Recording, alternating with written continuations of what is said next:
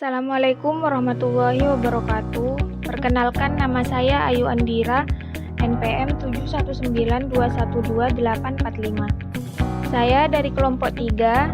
Kelompok saya akan menjelaskan tentang rekrutmen dan seleksi.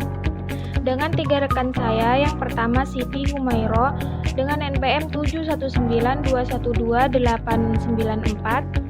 Dan yang kedua Refki Rian Utami dengan NPM 719212834. Dan yang ketiga Ahmad Ainur Rashid dengan NPM 719212807. Baik, di sini saya akan menjelaskan tentang pengertian rekrutmen. Rekrutmen merupakan suatu proses mencari, mengadakan, menemukan, dan menarik para pelamar untuk dipekerjakan dalam suatu organisasi. Selanjutnya, mencari dan menarik calon.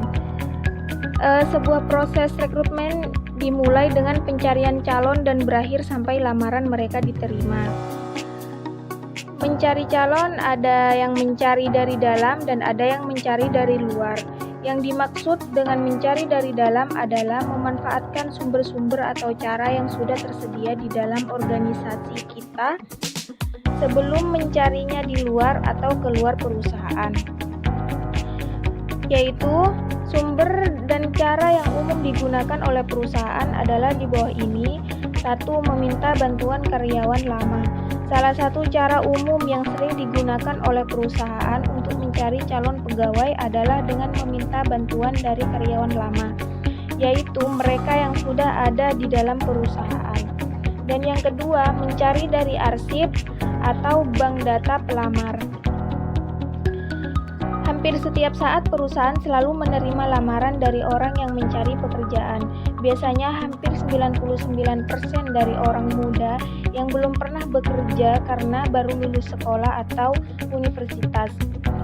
Setiap direktur dan manajemen SDM biasanya memiliki kebiasaan untuk menyimpan lamaran yang diterima tersebut untuk paling sedikit selama 12 bulan. Tujuannya adalah apabila selama masa itu harus dilaksanakan rekrutmen, maka sebelum mencari calon ke sana kemari, tidak ada salahnya untuk mencari dalam bank data pelamar. Dan yang ketiga, mengumumkan secara terbuka di dalam perusahaan. Bila perusahaan telah mempunyai kebijakan dan aturan bahwa setiap ada lowongan, akan diberikan kesempatan lebih dulu kepada karyawan yang sudah ada untuk melamarnya. Hal ini harus dilakukan secara positif dan psikologis. Tentunya kebijakan ini bagus sekali. Walaupun demikian, semua persyaratan harus diumumkan secara terbuka. Demikian juga tes-tes dan proses seleksi lain yang harus diikuti karyawan. Baik, selanjutnya akan dijelaskan oleh Siti Humairo. Mencari dari luar. Cara ini dibagi menjadi beberapa cara. Yang pertama ialah memasang iklan lowongan. Iklan lowongan kerja mempunyai peran dan tujuan penting dalam usaha menarik dan memperoleh pelamar untuk pekerja tertentu. Tujuan utama dari iklan lowongan kerja adalah memberitahukan bahwa di suatu perusahaan ada lowongan kerja dan mengundang mereka yang merasa berminat dan memenuhi syarat yang ditetapkan untuk melamar atau menawarkan diri untuk mengisinya. Yang kedua ialah menyusun iklan lowongan. Nah, kita telah sering melihat dan membaca iklan lowongan kerja, baik karena berkepentingan dengannya atau hanya sekedar iseng. Sebagian dari iklan tersebut terlihat dirancang dan ditulis dengan baik dan menarik para pembacanya untuk memberikan respon dalam artian mengajukan lamaran. Nah, yang ketiga ialah tetapkan dulu target audiensinya. Nah, kita harus bisa menentukan target audiensinya agar kita tidak salah target. Ketika sudah menargetkan, maka demikian iklan dapat dikelompokkan dalam iklan-iklan tertentu seperti tenaga profesional, supervisor, pelaksana, eksekutif senior, maupun lulusan perguruan tinggi dan lulusan SLTA sederajat. Yang keempat adalah rancang isi iklan. Sebelum membuat iklan, kita harus merancang isi iklan terlebih dahulu, seperti merancang judul utama, gambar, urutan jabatan, persyaratan jabatan, cara mengajukan lamaran, dan yang terakhir adalah alamat. Yang kelima ialah ukuran iklan. Ukuran iklan ini tergantung pada tujuan, sasaran, dan anggaran yang tersedia. Jadi, ketika kita akan membuat iklan, kita harus menyesuaikan dengan sasaran dan anggaran yang tersedia. Sedangkan yang keenam adalah pilihan media. Pilihan media ini sangat ditentukan oleh pembaca yang merupakan target iklan. Nah, jangan sampai iklan untuk eksekutif dimuat di koran yang dibaca oleh kalangan bawah, atau iklan untuk lulusan SLTA dimuat di media khusus para eksekutif. Seperti kita akan membuat iklan yang akan ditujukan kepada masyarakat kalangan bawah. Jadi kita harus membuatnya di koran agar mudah dibaca atau didapatkan oleh masyarakat yang ada di kalangan bawah. Yang ketujuh ialah iklan terbuka atau tersamar. Sewaktu memasang iklan lowongan pekerjaan, kita seringkali harus mempertimbangkan apakah perlu mencantumkan nama perusahaan secara terang-terangan atau terbuka, atau justru menyembunyikan nama perusahaan. Seringkali perusahaan yang terkenal dan besar pun tidak mau membuka identitas mereka sewaktu memasang iklan lowongan pekerjaan. Mereka hanya membuka identitas mereka, misalnya bila mencari calon tenaga sarjana yang baru lulus untuk dijadikan manajemen training. Hal ini mereka lakukan untuk mempublikasikan dan menaikkan citra perusahaan. Yang kedelapan ialah memanfaatkan jasa dinas tenaga kerja setempat. Cara ini ditempuh perusahaan yang memerlukan terutama tenaga kerja pelaksana dari mulai yang tidak terampil sampai yang terampil. Yang 10 adalah menggunakan jasa konsultan dan headhunter. Alasan mengapa perusahaan melakukan hal tersebut adalah karena proses rekrutmen mungkin harus dirahasiakan baik kepada orang lain maupun orang luar. Yang ke-11 ialah rekrutmen dari kampus langsung. Hampir semua perusahaan besar yang sedang berkembang, baik asing, nasional, ataupun BUMN, sudah menggunakan cara ini, khususnya pada waktu mereka mencari tenaga muda.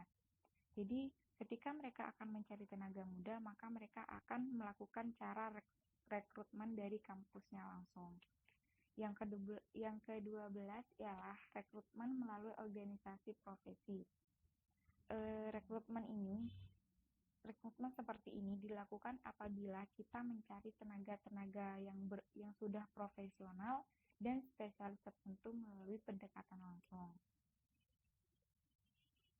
Seleksi dan calon.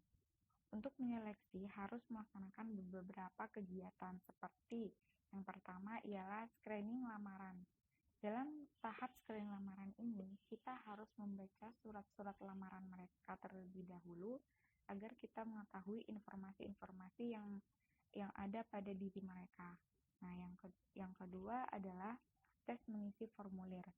Langkah kedua ini, para pelamar harus mengisi formulir yang sudah disediakan oleh perusahaan.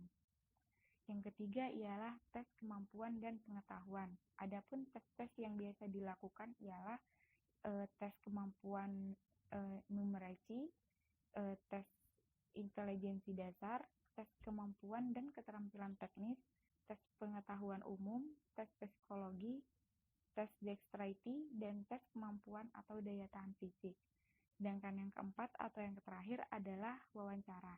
Nah, seleksi wawancara ini dilakukan untuk mendapatkan informasi yang lebih mendalam tentang calon yang akan dipilih untuk dijadikan atau direkrut untuk mengisi lowongan yang kosong di perusahaan.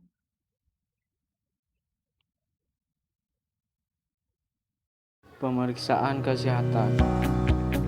Pemeriksaan kesehatan bagi calon pegawai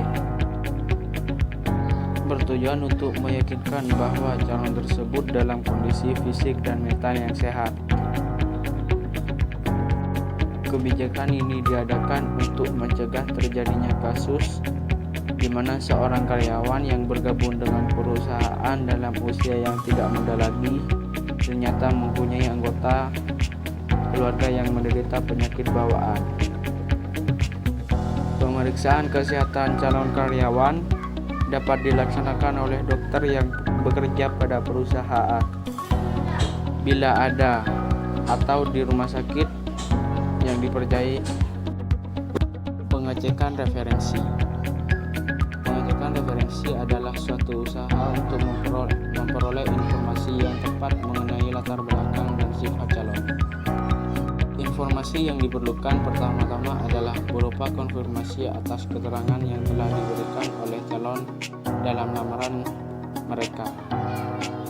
Selain itu, yang terpenting adalah untuk mengecek tentang karakter calon yang berkaitan dengan moralitas calon. Misalnya, apakah ia jujur dan dapat dipercaya dalam pengelolaan uang. Laporan dan seleksi. F. Apabila seluruh proses seleksi telah selesai, petugas yang melakukan seluruh proses akuisisi harus membuat laporan untuk diajukan kepada pimpinan unit yang membutuhkan orang dan kepadanya atasannya.